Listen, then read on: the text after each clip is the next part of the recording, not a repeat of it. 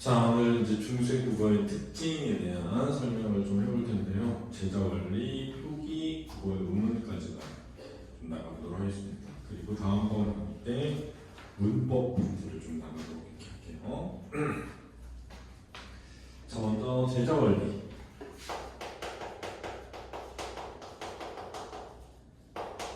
인데요. 일단 초성 제자의 원리부터 좀 가보도록 하겠습니다. 그렇죠? 이 초성의 제자 원리는 첫 번째는 이제 상형의 원리다 이렇게 얘기할 수 있겠습니다. 상형의 원리. 이 초성은 사실은 자음이죠. 자음. 우리가 지금 따지면 자음이에요. 자음. 그렇죠? 상형의 원리인데 우리가 이제 이 음들을 일컫는 말이 있어요. 그렇죠? 그래서 외울 때 아, 설, 순, 치, 후 이렇게 외우거든요. 아설, 순, 치, 후 이렇게 외웁니다. 따라해봐. 아설, 순, 치, 후. 그렇죠. 아설, 순, 치, 후. 그다음 그냥 막 살아. 그냥 막 살아. 그냥 막 살아. 막 살아라 이거야. 그냥 막 살아. 이렇게. 그냥 막 살아. 이렇게 외우는 겁니다. 그렇죠? 아설 순치후 그냥 막 살아. 이렇게 외우는 거예요. 그렇죠? 그냥 막 살아. 이렇게. 자, 상형의 원리로 만든 얘네들을 기본자라고 합니다. 기본자라고 하는 거예요. 기본자라고 할 겁니다. 그렇죠? 됐죠? 근데 왜 상형이냐? 이렇게 궁금해할 수 있지 않습니까? 왜 상형이냐면 억을 발음해보면 억을 발음해보면 혀의 모양이 이렇게 올라온다는 거예요. 그렇죠? 뒷부분이 또 어금니 뒷부분 어금니 부분에서 이렇게 소리가 나서 그걸 형상화했다 이렇게. 나를 발음하려고 해보면 나를 혀의 모양이 이렇게 생긴다는 거예요. 그래서 이걸 본tas다는 거죠. 말을 발음할 때는 입술이 이렇게 보이는데 입술 모양을 본tas다는 거예요. 그렇죠? 사를 발음할 때 보면 사는 입방의 모양이 이렇게 생겼다는 거예요. 사 할 때. 이 사 할 때 바람이 이렇게 나가는 이빨의 모양이. 그렇지? 자, 여기서 중요한데요. 이 이음 있지 않습니까? 이음은 후음이잖아요. 후음이라는 건 뭐냐면 사람의 목구멍 안쪽에 이렇게 구멍이 있을 거 아니니 그 구멍을 못 닫는다는 거예요. 그래서 여러분 있잖아요. 이 이음은 잘 봐. 할 때 잘 봐.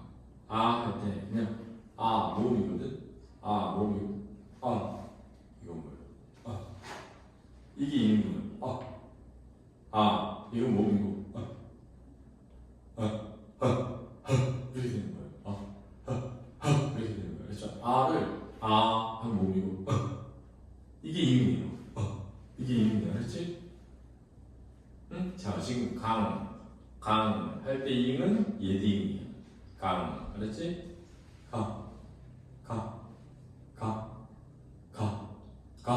이게 이음이야. 알았어? 그러니까 이 이음은 이 목구멍에서 나는 소리는 이음이다. 지금의 이음이 아니다. 이걸 좀 이해해줘요. 그 다음은 어떻게 했냐면 가획을 했습니다. 획을 더했다는 거예요. 가획을 했다. 그렇지? 그래서 얘를 가획자라고 합니다. 그렇죠? 가획자. 그래서 기억에 획을 하나 더해서 이렇게 만드는 거고요. 니은의 획을 하나 더해서 이렇게 만들고요. 한 번 더 가획을 하면 이렇게 되는 겁니다. 그렇죠? 미은의 획을 더해서 이렇게 만들고요. 한 번 더 획을 더하면 이렇게 만들었습니다. 그렇죠? 자, 시옷의 획을 더해서 이렇게 만들고요. 지읒. 한 번 더 획을 더해서 이렇게 치읒을 만든 겁니다. 그렇죠? 이응의 획을 더해서 이렇게 만들고요. 한 번 더 획을 더해서 이렇게 만든 겁니다. 기지를 하 이렇게 하는 거지. 일반 하 이렇게 되는 거지.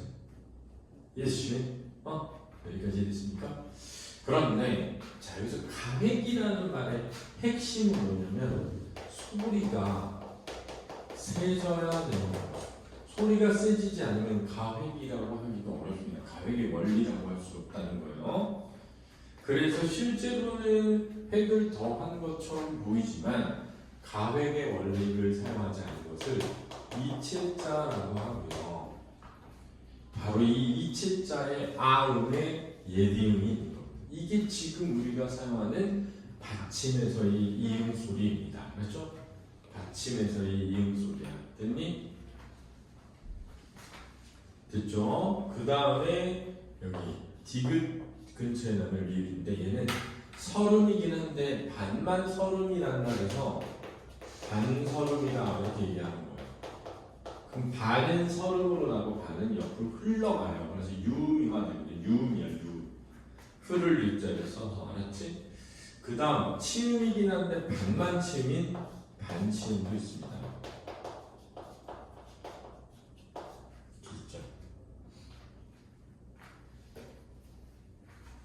됐죠?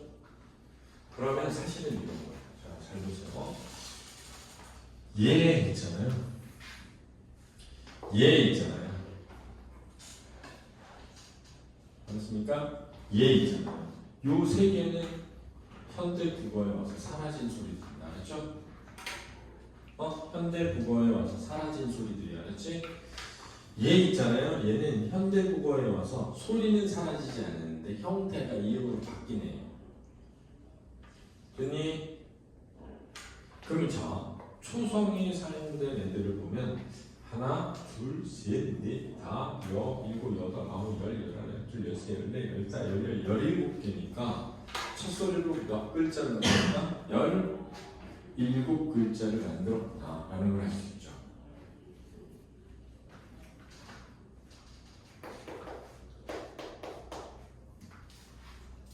됐죠?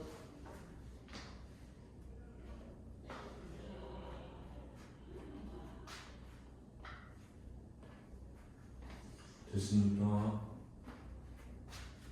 됐습니까? 여기 잘 기억해 두셔야 돼요.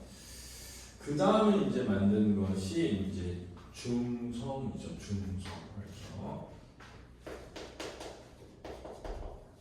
사실 중성은 모음입니다. 모음. 그렇죠? 중성은 어떻게 만들었을까? 중성은 상형을 통해서 기본자를 만들었습니다. 근데 중성은 어떤 상형을 통해서 만들었냐면 천, 하늘, 지, 인이라고 하는 삼재라고 해요. 세 재료. 천지인 삼재라고 하거든요. 하늘과 땅과 사람을 본따서 만들었다. 이게 됩니다. 하늘을 본따서 만든 말이 아래 아자고요. 아래 아자 점 찍혀 있는 거요. 땅을 본따서 만든 게 으고요. 사람을 본따는 게 이가 되겠습니다. 그렇죠?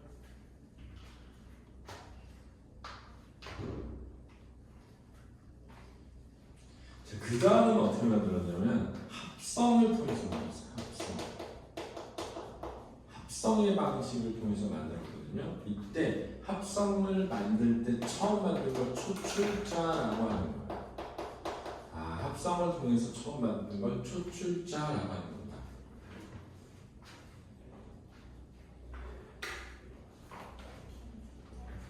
초출자라고 하는 거예요. 초출자는 아, 어, 오, 우 이렇게 4개 만든 겁니다.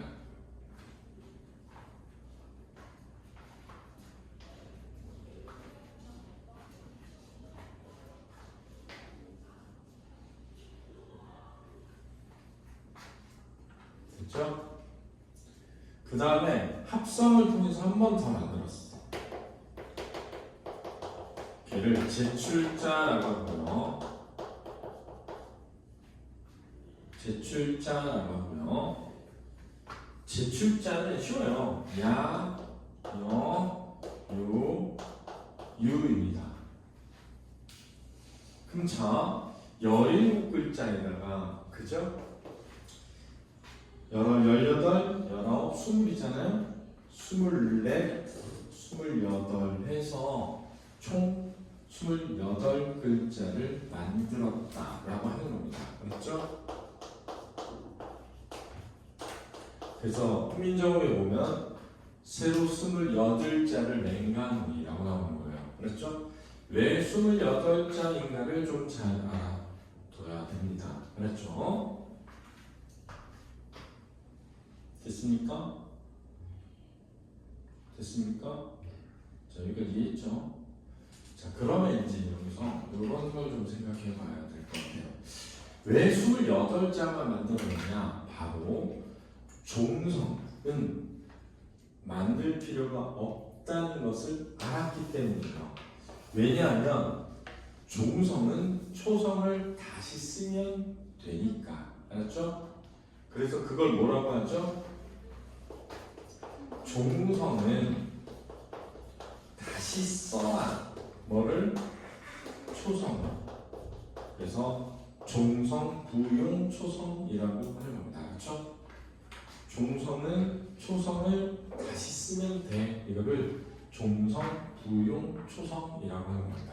자, 이렇게 28글자를 만들었다라는 걸 알아두시고요. 자, 하나만 더. 글자를 만들고 나면 그 글자를 운용해야 되잖아요. 운용법이라는 게 나오는 겁니다. 그렇죠? 됐죠? 글자를 운용하는 방법이라는 게 나오는 거예요. 자, 예를 들어서 글자를 운용해서 쓰는 방법에, 그렇죠? 예를 들어서 병서라는 것이 나와요. 병서. 그렇죠? 병서 중에 잘 봐. 각자병서라는 게 있어요. 각자병서. 각자병서는 뭐냐면, 자, 이 글자를 옆으로 똑같이 2번 쓸 수 있어 라는 뜻이야. 그러니까 쉽게 말하면 쌍기역 이렇게 쓸 수 있다는 거야. 쌍디귿 이렇게 쓸 수 있다는 거야. 알았지? 쌍비읍 이렇게 쓸 수 있다는 거야. 알았지? 또 합쳐서 사용해서 병서로 쓸 수도 있거든. 이렇게. 알았지? 예를 들면 시옷 디귿 이렇게 쓸 수 있다는 거지. 알았지? 또는 비읍, 시옷, 디귿 이렇게 세 개를 합쳐서 사용을 했다는 거예요. 그러니까 선생님 말은 뭐냐면 이 애들은 글자를 만든 게 아니라 글자를 사용하는 방식인 거야. 그래서 이 글자는 만든 게 아니야. 알았지? 쌍비읍이라는 글자는 만든 게 아니야. 그래서 하나의 자음이 아닙니다. 2개의 자음이에요. 그러나 현대국어에서는 쌍비읍은 1개의 자음이라는 걸 알아야 돼. 이해했어? 현대국어에서의 자음은 쌍기역, 쌍디귿, 쌍비읍 다 1개의 자음이야. 알았니? 그래서 자음이 19개란 말이야. 자음이 19개잖아. 알고 있지? 그지? 그래서 쌍기역, 쌍디귿, 쌍비읍이 중세국어에는 하나의 글자가 아니다. 왜냐하면 글자를 합쳐서 사용하는 방식에 해당하는 거야. 됐니? 그 다음에 자, 종성은 그렇지? 초성을 다시 쓰면 돼 해서 초성을 다시 썼는데 쓰다 보니까 알게 된 거야. 운용 방법. 아, 쓰다 보니까 야 8개만 쓰면 충분히 쓸 수 있겠는데 라고 하는 팔종성 가족용이라고 하는 운용법이 생긴 거예요. 지금 눈이 감겨? 지금 이 중요한 걸 알고 있는데 네가 알았습니까? 지금 영상 녹화되겠니? 봐봐. 네. 혹시 이제 배터리 닿은 데는 알려줘야 돼. 알았지? 자, 여기까지 알겠습니까? 자, 그러면 이제 표기와 관련된 거 설명 좀 해볼게요. 지울게요. 근데 여기서 한 가지만 또 얘기하면 아래 아는 거면 뭐랑 친 거냐? 사람, 인의, 선을 처음 합친 거야. 그래서 요렇게 써있어 실제로 아는. 알았지? 어는 요렇게 써있다. 알았지? 세종대왕 훈조. 그러니까 예를 들면 이게 써있다는 거야. 그럼 종이야 종. 알았지? 이해되니? 그럼 얘는 얘에다가 알았지? 하나를 더한 거지. 그러면은 한 개, 두 개, 세 개 합친 거지. 됐니? 이렇게 되는 거야. 그럼 선생님 예를 들면 자 와라는 거 안 썼으니까 썼어. 와라는 거 썼거든. 자 와는 글자에 없잖아. 그러니까 얘는 오와 뭐 와라는 두 글자인 거야. 이해되니? 이렇게 운용해서 썼다고. 알았니? 사용해서. 됐어. 그래서 오른쪽에 쓰는 것과 아래쪽에 쓰는 것도 설명하고 있어. 알았니? 됐죠? 이걸 잘 이해해야 되네. 그 다음에 2번.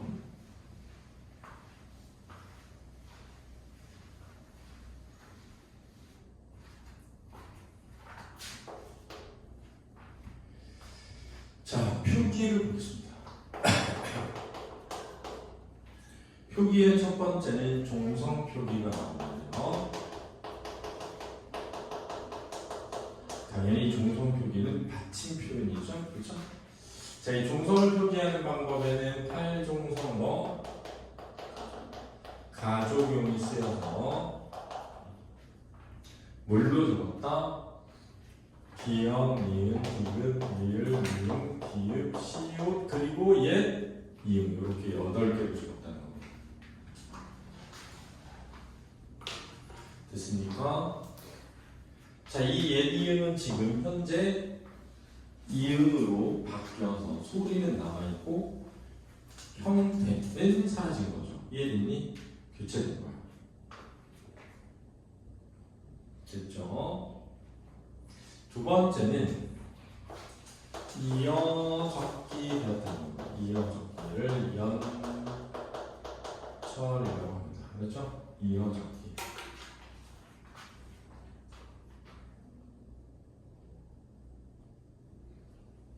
그렇죠? 됐습니까? 자, 이어적기를 뭐라고 한다? 연철이라고 합니다. 자, 받침이 있는 체형 뒤에 모음으로 시작되는 조사가 오거나 용어의 언어 간에 모음을 시작하는 어미가 붙었을 때 받침에 있는 것을 다음 음절의 초성에 이어 적은 것을 말합니다. 알았죠? 알고 있죠? 그렇죠? 그래서 자, 예를 들면 바람에 이렇게 나왔을 때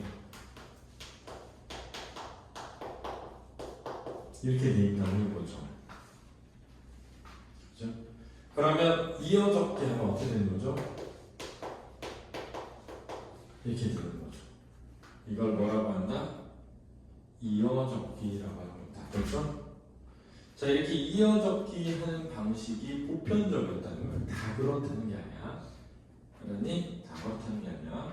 이렇게 이어적기를 하다가 근대 국어 시기쯤 오면 거듭적기가 나타나요.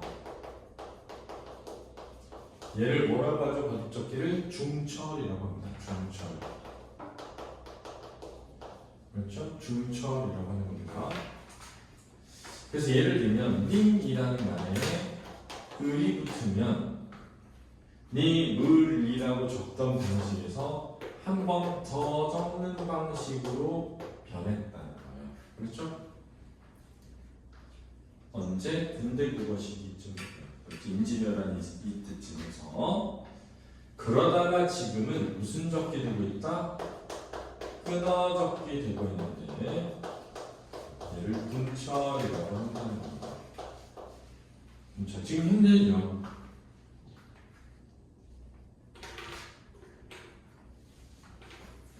자, 예를 들면 몸이라는 말에 이가 결합될 때 그냥 몸이 이렇게 적는다는 거죠.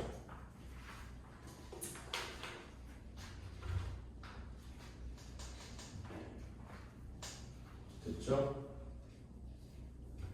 자, 시험 문제에서는 뭐가 중요하냐면 바로 이 이어적기 되던 것 중심국어에서 이 중세국어에서 이어적기를 해왔는데 이 이어적기의 예외에 대해서 시험 문제에 많이 나올 수 있다는 겁니다.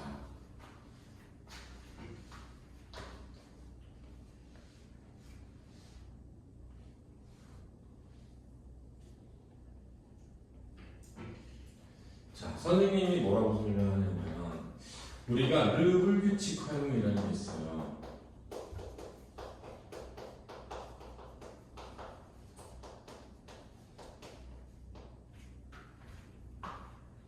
르불규칙 활용. 이 르불규칙 활용이라는 건 뭐냐면 르가 왔을 때 얘가 리를 이렇게 두 개로 변하는 것을 르불규칙 활용이라고 하는 거거든요.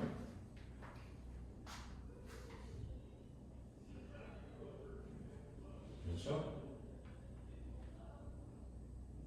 자, 예를 들면 이런 겁니다. 잘 보세요. 기르다라는 말이 있다고 해보자. 무엇을 기르다라는 말이에요. 자, 근데 여기서 어가는 기르고 어미는 다죠, 그죠? 이때 이제 기르다에 어가 붙으면 이렇게 되죠.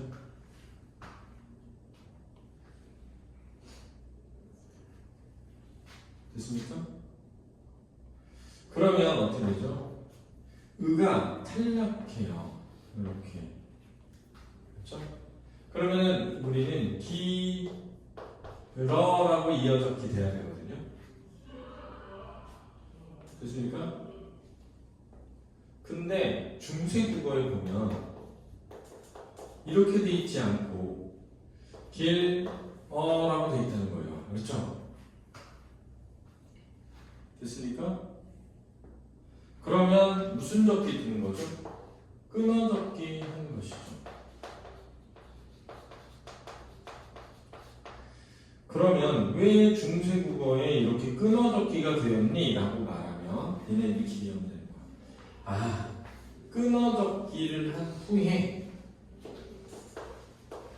길러가 됐구나. 이렇게 이해하면 되는 거예요. 그럼 왜 끊어 적기를 했냐? 그렇게 들린 거야. 길어라고 들리지 않고 길어 이렇게 들리는 거야. 길어 이렇게. 이해됐니? 됐습니까? 여기 좀 중요한 거니까 잘 봐야 돼요. 그러니까 이 문제는 불규칙 활용을 이해해야만 문제 접근에서 풀 수 있기 때문에 중요한 겁니다. 알겠죠? 자, 세 번째는 띄어쓰기인데요. 띄어쓰기는 하지 않아 라는 게 이제 표기에서 특징입니다. 그 다음에 이제 성조의 표기입니다. 성조의 표기.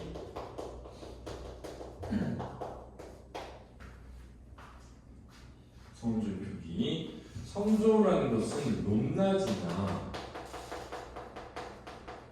또는 길이를 나타내는 걸 성조라고 하는 거예요. 됐죠? 자, 이 성조를 표기하는 방법에 사성법이라는 방법이 있었던 겁니다. 그렇죠? 이 사성법은 점을 찍어서 표기했거든요. 걔를 방점이라고 하는 겁니다. 자, 성조를 표기하는 방법은 사성법이고 그 사성법은 방점을 이용해서 썼다는 거예요.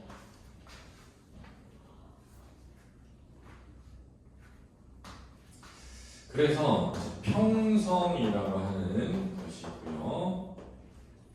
평성, 거성이라는 것도 있고요. 상성이라는 것도 있고요. 입성이라는 것도 있습니다. 그래서 자, 성조가 4개니까 무슨 법이죠? 사성법이 되는 겁니다. 자, 방점을 기준으로 하면 평성은 점이 없습니다. 거성은 1개고요. 상성은 2개이고요. 입성은 점과는 무관한 것입니다. 그렇죠? 자, 평성은요 낮은 소리고요. 거성은 높은 소리고요. 상성은 낮았다가 처음에는 높아지는 소리 빨리 끝맺는 소리다. 이렇게 이해하면 되겠습니다. 소리 길이가 짧아야 해 라는 뜻입니다.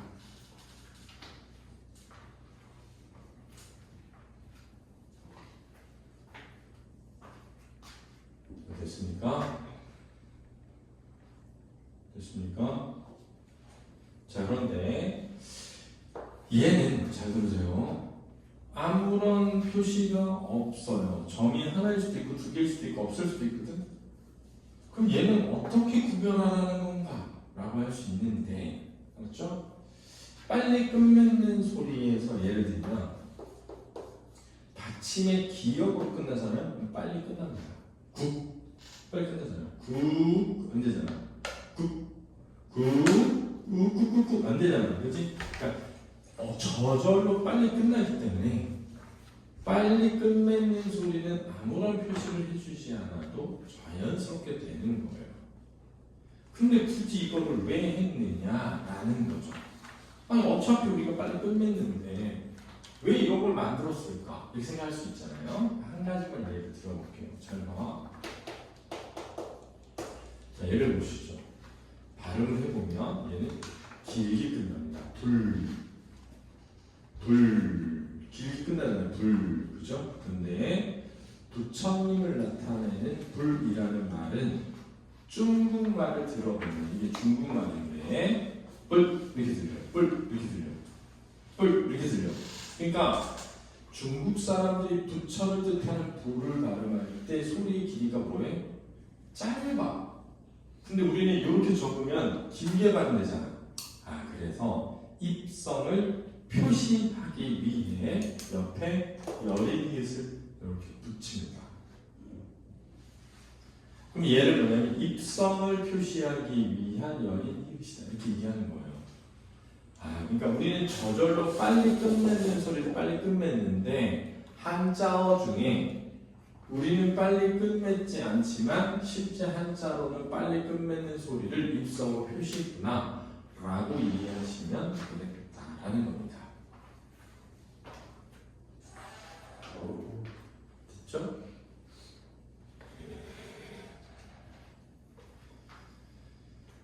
자, 그 다음 이제 세 번째는 중생 부부의 음운을 설명해 보도록 하겠습니다. 음운 3번. 문법 체계는 다음 주부터 설명을 해드릴게요.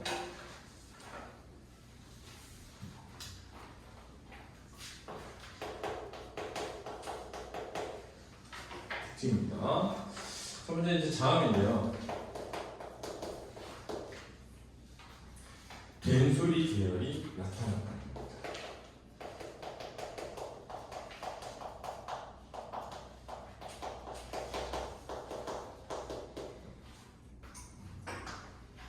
그러면서 이제 꿈이라든가 뿔이라든가 이런 표현을 했는데요.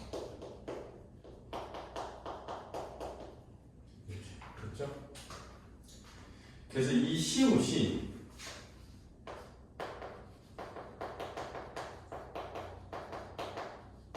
된소리 부호일 것으로 추정하고 있습니다.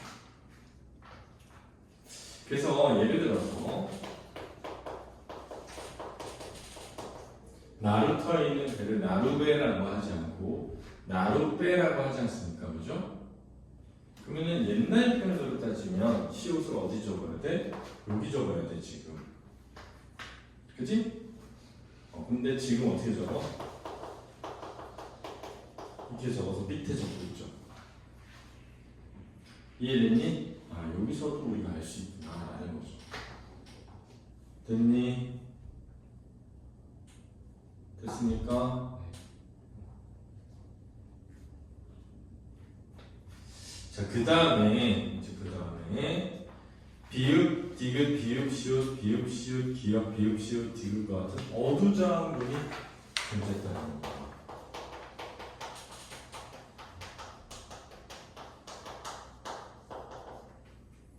자, 예를 들어서 보면 뜻이라는 말이 이렇게 되죠. 이렇게 됐죠? 쌀이라는 부분은 이렇게 되어 있습니다. 이렇게.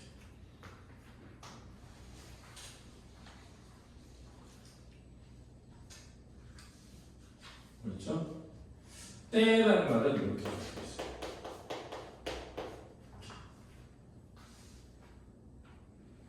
근데 이제 잘 보시면 앞에가 이렇게 비읍이나 비읍 시옷으로 시작하는 얘네들 있잖아요. 이 비읍으로 시작하는 애는 된소리 부호로 보지 않고 자음 군으로 보는 거예요. 얘네들을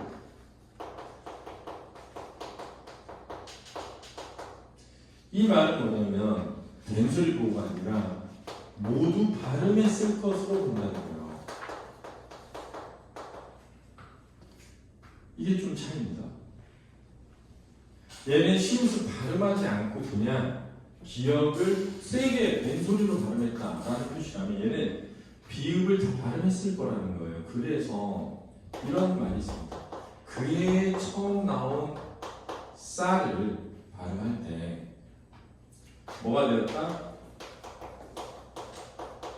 햇살이 아니라 뭐? 햇살이 되었다. 이렇게 보는 거예요. 자, 지난번에 있었던 그때라고 하는 말을 말할 때 저 때라고 하지 않고 저 때라고 하는 것을 볼 때 실제로 이 비읍을 모두 발음했을 것으로 보는 겁니다. 알았죠? 그래서 얘를 어두 자음 군이다라고 하는 거예요. 된소리 듣기 기억하고 다 구별해요. 됐죠? 그 다음 오늘날에 쓰이지 않는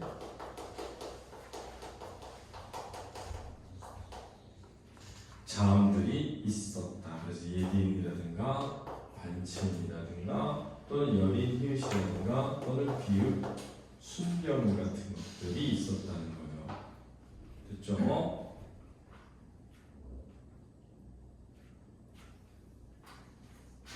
근데 여기서 선생님이 설명한 거 뭐냐면 얘는 소리 안 나오니 혹시? 네. 뭐라고 썼어? 배터리 전화를